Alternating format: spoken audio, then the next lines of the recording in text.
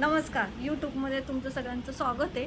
आज आपण तब्बल 1-2 दिवसांनी व्हिडिओ बनवतो आहे. थोडीशी माझी तब्येत पण बरी नव्हती आणि त्यामुळे मूड नव्हता माझा आणि डबा पण नाही टाकला मी 1-2 दिवस. तर इथून पुढे मी टाकेल. तर काही ऑफिसेसला आता 2 दिवस सुट्टी असेल सॅटर्डे संडेला. मग छान मस्तपैकी फिरून या, एन्जॉय करा. कारण प्रत्येक क्षण आयुष्यातला चांगला जगता आला पाहिजे. सगळ्यांनी आनंदाने जगा, मजेत जगा, कुणाला दुखवू नका. परत हेवे दावे नका करू, रुसवे फुगवे बंद करा. आलेला क्षण हा खूप किमती आणि मौल्यवान आहे. नाही क्षणाचा भरोसा.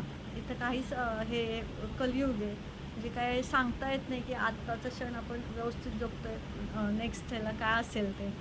तर सगळ्यांनी मस्तपैकी इथून पुढे जगायचं आहे. पाहिजे ते खायचं, पाहिजे ती मौज मजा करायची. फक्त आपण चुकीच्या दिशेने नाही जायचं ह्याची खात्री करायची. चुकीची काय आपल्या हातून कामं घडता कामा नये. करायची ती आपल्याला एकदम चांगली कामं करायची. आपल्यामुळे दुसऱ्यांच्या भावना दुखवल्या नाही गेल्या पाहिजे किंवा दुसऱ्यांना दुःख नाही झालं पाहिजे, दुसऱ्यांच्या डोळ्यात पाणी नाही आलं पाहिजे, ह्याची आपण वेळोवेळी काळजी घ्यायची आहे. आपल्याबरोबर मुक्या प्राणी, परत जी जीवसृष्टी आहे, झाडं वगैरे, त्यांची पण काळजी घ्यायची आहे.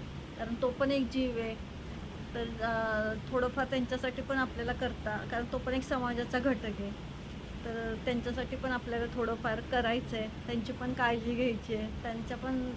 त्यांना पण आनंद भेटेल असं आपल्याला करायचं आहे. तर सगळ्यांनी त्या दिशेने प्रयत्न करायचे.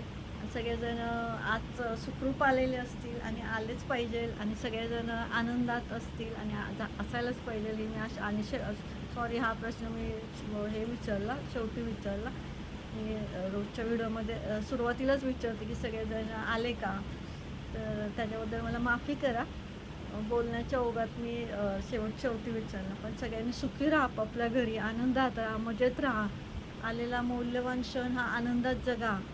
तुम्ही पण जगा आणि समोरच्याला पण जगू द्या. आणि तुम्ही असं करा की आपल्यामुळे समोरच्या व्यक्तीला आनंद भेटेल, समोरच्या व्यक्तीला उत्साह भेटेल.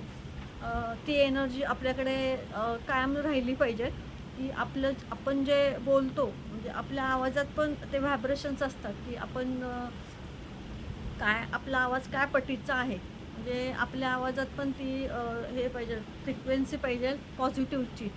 आवाज आपला खालच्या लेवलला नाही गेला पाहिजे. हां, कसं बरं असं नाही. काय बरं आहे ना असं. म्हणजे नुसतं तुमच्या आवाजात जरी पॉझिटिव्ह असेल तरी समोरच्या माणसाला पॉझिटिव्ह वाटतं. तर नेहमी आवाज हा तुमचा पॉझिटिव्ह पाहिजे, कणखर पाहिजे. तुम्ही स्वतः पण कणखर राहा, मस्त राहा. बाय.